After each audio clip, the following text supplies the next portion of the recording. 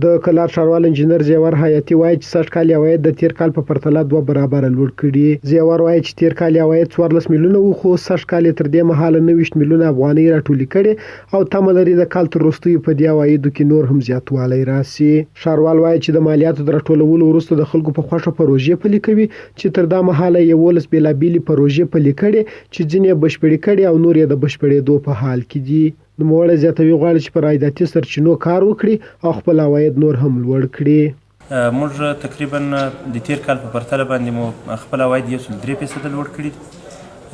یعنی هغه عواید چې به هغه پلان به وجود نه درلودی، موږ تقریبا 3% عواید لوړ کړي. له 14 میلیونه مو 19 میلیونه ته رسولي دي او د راتلونکي کال لپاره مو ځینې نورې عایداتي سرچینې ایجاد کړي دي او که خدای کول عواید مو نور هم مخ په زیاتېدو وي.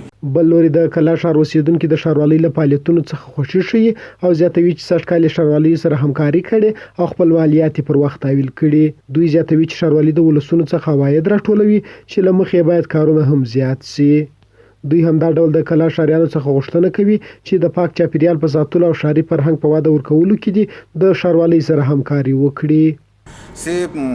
موږ په زابل کې تر دا مهاله پورې د تیرو ښاروالیو د وختونو څخه ډیر خدمات نه دي لیدلي، خو خوشبختانه په دغه وختو کې موږ وینو چې ښه پروژې پلي کوي. هغه پروژې داسې چې عمل منفعه دي.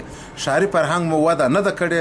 مثلا د جامدو کثافاتو د مایع کثافاتو په راټولولو کې موږ خلک باید د ښاروالۍ سره لاس یو تر ډیره حده پورې ښه لاسته راوړنې لري او ځینې خدمات وړاندې شوي دي چې موږ بیا هم د یو شهروند په صفت د دوی څخه مو غوښتنه ده چې ډېر لا زیات خدمات خلکو ته وړاندې کړي او د خلکو څخه مو غوښتنه ده چې دوی باید د ښاروالۍ سره د همکار په صفت د کلا ښاروالۍ په داسې حال کې د خپلو عوایدو د زیاتېدو خبر ورکوي چې په دې ولایت کې لا هم خلک خپل مالیات دولت ته نه ورکوي چې له امله دولتي خدمات کله ناکله پیکاوي.